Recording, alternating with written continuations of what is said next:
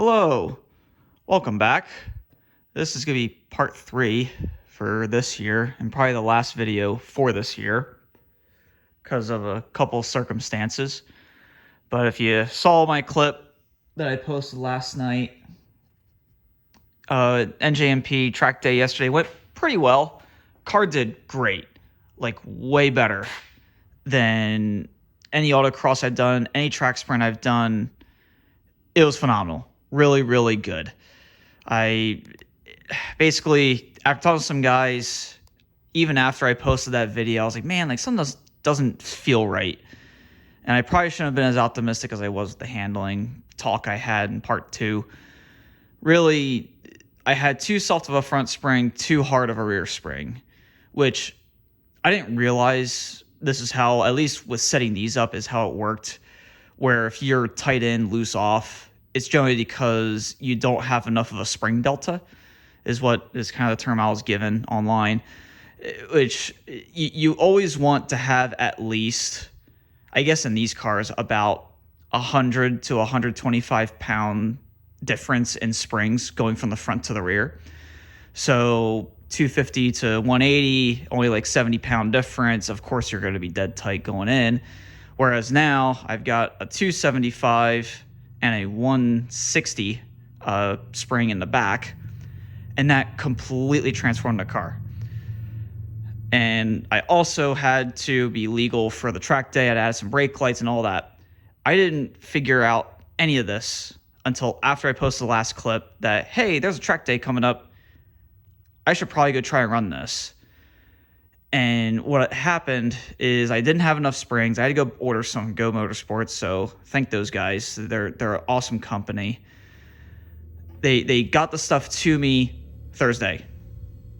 Granted, I ordered the stuff like late at night on Monday because I was talking with people all day Monday about like, should I do it, should I not do it? I got convinced I should go do it.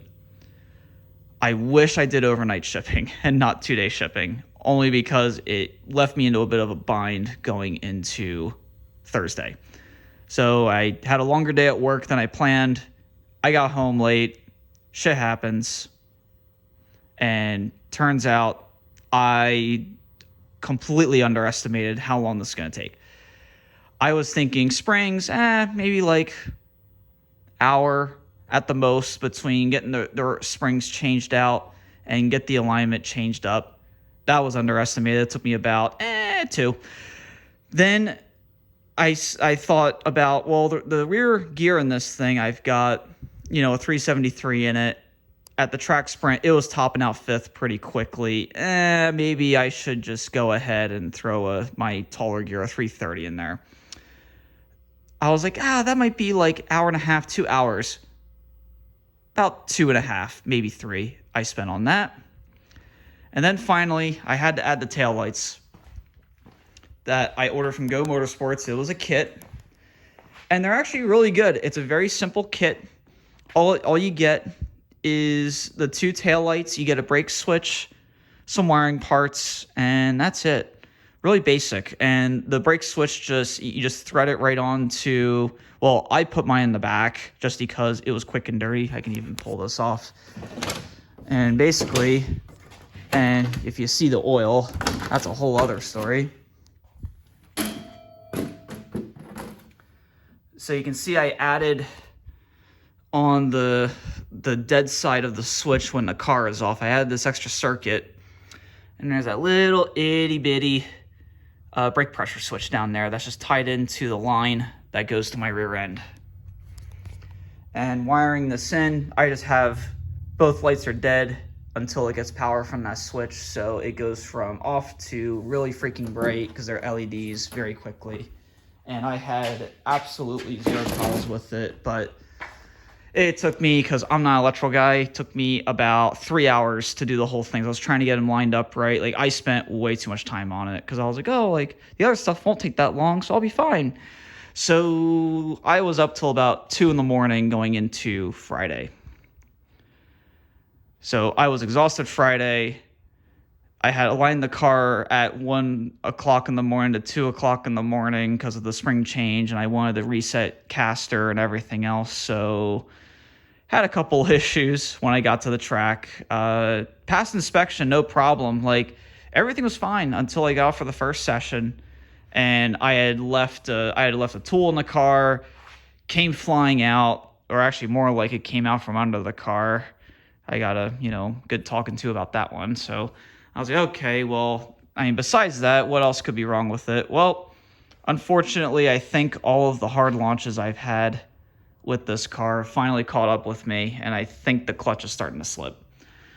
So and this was all in the first run, I learned about these things. I was like, okay, so I've got a slipping clutch. I got yelled at by the stewards, or not yelled at, and they were pretty chill about it because it came out pretty early. So like no one else like ran it over. So they were like, hey, it's okay, like don't do that again, kind of thing. Just kind of like that pointing to you, like, don't do that again. Then I come back in with the slipping clutch. I'm a little concerned about like, you know what, screw it. I'm just going to go and just take it easy, maybe just kind of roll into the throttle. And that seemed to help the clutch quite a bit. So that was run 2, then run 3. I was trying to get some fast laps in with all things considered. And I was like, man, toward the end of that run, it's getting a little loose on left turns. That's kind of weird. Well, I pull in after the races, or after the track session is over. I find oil all over the inside groove of my right rear tire. I'm like, well, that's not good. And I decided to call it because the brake drums were soaked in oil. And it turns out in my, I think it was 11 or 12 o'clock on Thursday haste, I didn't set the seal in all the way. It looks okay. Looks okay on camera. And it's really hard to tell, which I can probably show you with this little guy. See how it's able to slide in and out? So this surface right here, that's the ridge that this seal is supposed to go against. This isn't supposed to move. I should not be able to stick this in here. Or at least if I can, I shouldn't be able to move it this much. So, like a dum-dum, I did not check this. I just figured, hey, it's not going in anymore. It should be fine. Go ahead, get this thing back together. I gotta roll. I want to go sleep. And turns out that was a very bad call. Because if you can see here, this is where the inside surface of this guy, so basically right here, the very edge here, that rides here. See that? Really, because it didn't settle the way, it was riding about here, which you'd think, okay, that should still be fine. Well, I think what happened, get a better camera angle on this. I think the front surface, so here, where the edge of my fingernail is, right there, it was basically right on the edge of this groove, which you would think, that might be okay, but it's actually not. Because these seals, the way they work, that you need both of those surfaces to glide along this, because that's how it makes kind of like that tension in the rubber to make sure it keeps the seal. At least that's my understanding of it. Correct me if I'm wrong. It's fine. And essentially, yeah, it wasn't getting the tension on the oil seal, so it just puked its guts out all over my tire and brakes. And I was wondering, like, I'm having trouble turning in. I'm having trouble, keeping the car straight going around left turns. Well, yeah, the tire's soaked in oil. And, oh, yeah, your drum brake on the one corner is completely soaked. Like, when I say soaked, it was completely soaked. Like, no joke. I mean, this is after I cleaned it, and it looks like this. And now, I didn't hit it with brake clean. I just hit it with a rag. But it is drenched. And I was planning on going to disc brakes going into next year anyway. So, quite frankly, not a huge loss to me. But this is kind of locking in my, my end of the year here. Because between, I got to put new shoes on it now because they're just caked in oil. And having to, potentially pull that rear end out. Because that rear end, I mean, I did pull a quart and a quarter out of it after this whole deal. I only lost about a quarter of a quart. And I was told that quart and a half is safe and that you're pushing the limit at a quart and a quarter. And I'm a little above quart and a quarter. So I'm thinking I'm okay. But hopefully when I pull this gear out at some point, maybe this week, next week, I didn't totally destroy it because it was like a brand new gear, I think. So we'll see. It is what it is, part of racing. But overall, I mean, just to kind of put the year into review, I think I want to say probably, I don't know, maybe 8 or 9 autocrosses at least, along with, just some like quick, I think there was like one quick event. It was like, a couple track sprints. There was like a Beta Olympics thing they did where, you had to do 3 runs and then your team run was calculated along with, you had to do like either like a slalom, like A to B, or like a drag race type thing, A to B. Like it was like meant to be a fun thing. And I think between all those things and then going from a tall gear, so a 373 down to a short gear, which is a 330. Sorry if I'm getting my terms mixed up. Essentially, I think I, messed up the clutch. I mean, the clutch was still holding okay. It's just, it is slipping a bit.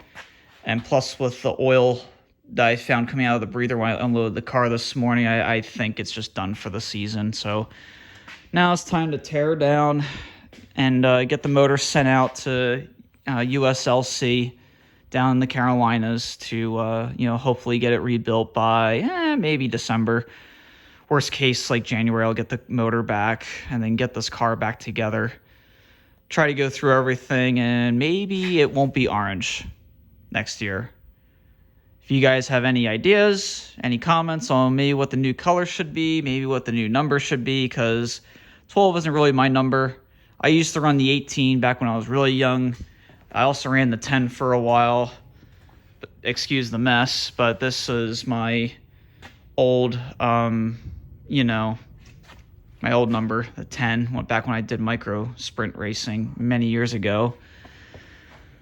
So yeah, maybe I might do like a blue, or I might do some other like classic looking color, but I'm leaning toward blue.